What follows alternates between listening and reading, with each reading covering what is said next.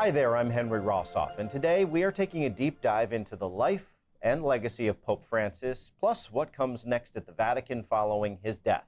First, some quick facts to get everyone up to speed. Pope Francis died just after Easter Sunday at the age of 88. He led the Catholic Church for more than 12 years, since March of 2013. Born Jorge Mario Bergoglio, the Argentine was the first pope from Latin America and the first born outside of Europe in more than a millennia. He was also the first pope to be from the Jesuit order.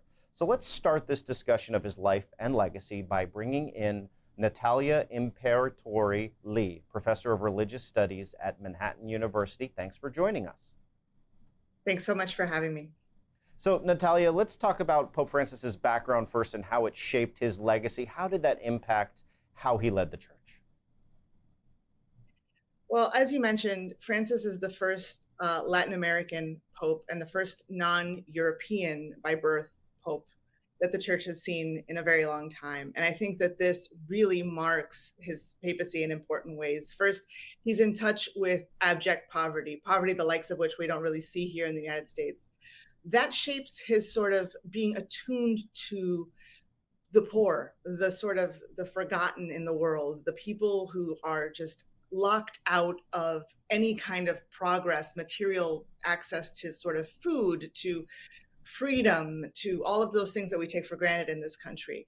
So one of the things that it marked is, in a good way, it attunes him to the plight of the poor and also the plight of the earth. As we know, climate change is paid for mostly by poorer countries. They suffer the effects of climate change way more than we do. So there were positive aspects to his background, but there were also some negative aspects. So for instance, the way he talks about women, I always say that if he never would have spoken about women, but would only had done his actions in favor of women, that would have been a perfect papacy for women, or at least a very good one. Unfortunately, he really struggled whenever it came time to talk about women in any sort of non-degrading way. And it was almost like inherent. He couldn't really help himself. It was just the way he was socialized. And so there was something very, very Latin American. I recognize, my uncles, my grandparents in a lot of his approach to the world. In general, he was known for being more approachable than previous popes for all his positives and negatives, and you just very nicely stepped through many of them, which I appreciate. It's a great primer to this whole big conversation we're having. He wanted to make the Catholic Church more approachable and open in many ways. How did he accomplish that? Where did he fall short in accomplishing that? Mm-hmm. Yeah, I think we knew that he was going to be that sort of pope from the moment he emerged on the balcony and his name was announced. One of the first things he did as pope is go back to Santa Marta to pay his own bill. I have no idea what made him this way, but I am deeply, deeply grateful that he was this way, because I think that he did a lot with his desire to be close to people, especially people who were outside the bounds of society, right? Incarcerated people, homeless people, migrants, trans people. For a church whose moral voice was really floundering on the rocks of the clerical sex abuse cover-up, that kind of having a leader who was identifying with people who were so far on the margins and who was so genuinely concerned for people who were way outside of his sphere really did a lot to, I think, restore that moral authority, because people respond to genuine leadership and to authenticity of that kind. So Francis, with his regular shoes and his desire to live in community and not in the papal apartments, and his desire even to be buried in a regular sort of wooden box, his last day on earth, he was among the crowds in St. Peter's, even though he was told by his doctors to rest. That kind of genuine desire to accompany people wherever they were at, not to bring them in, but to go to them, right? To be a church of and for the poor, to be a church of and for the margins, to smell like the sheep is another thing he used to say. Mm-hmm. That kind of leadership, I think people really responded to, and it did a lot for the church.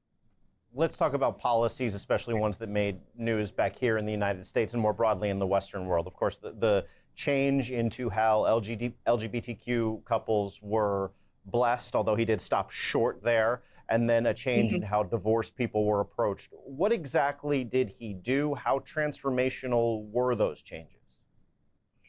He did some very transformational things that might not feel that way here in the United States, but are definitely that way globally. One of the most significant things that he did was speak out against classifying homosexuality as a crime punishable by death.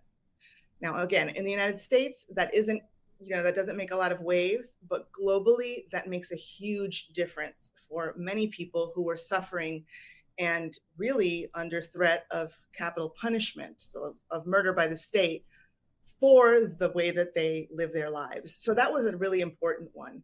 He also famously said on that plain press conference, "Who am I to judge?" And I think for a lot of us, a lot of people, both in the LGBTQ community and people who love people in the LGBTQ community, which is most people that I know, that's really all they wanted to hear. Just a sort of stepping back from judgment. Is it enough? Of course, it's not enough. But I think leading with empathy. This is something that Francis was really amazing at. Even just in his last few days when he was just outside of prison, and they showed a picture of it on the media, and sort of he's in this wheelchair. He looks very weak and old, and he's looking at the prisoners on the other side of the bars and asking, why them and not me? That whole idea of just, for the grace of God, I'm in this situation, and bad luck means that they're in that situation. That sort of leading with genuine empathy is what affected his sort of outlook on the LGBTQ community. His welcome, not necessarily doctrinally changing anything, but really recommending that pastors accompany the divorced who want to remain in the church. That desire to keep people close by being close to people, not by making them change, but by being in solidarity with them, again, really was a gift to the church at a time when we really needed it. The church, I feel like, gets portrayed as deeply judgmental, as deeply negative a lot of times, as teaching first and compassion second. And I think Francis really flipped that script and said, if you don't lead with compassion, the teachings don't really have any teeth. Well, thank you, Natalia. So much more we could talk about, of course, his attempts to reform the Vatican Bank, which, again, successes and failures there, an institution that probably still needs some work these days. But we do have to leave it there. I appreciate you joining us. Thanks so much. And when we come back, we'll have a look into where the church could go next and to what extent the next pope might pull back or continue some of what we were just talking about there and the change brought by Pope Francis. Stick around.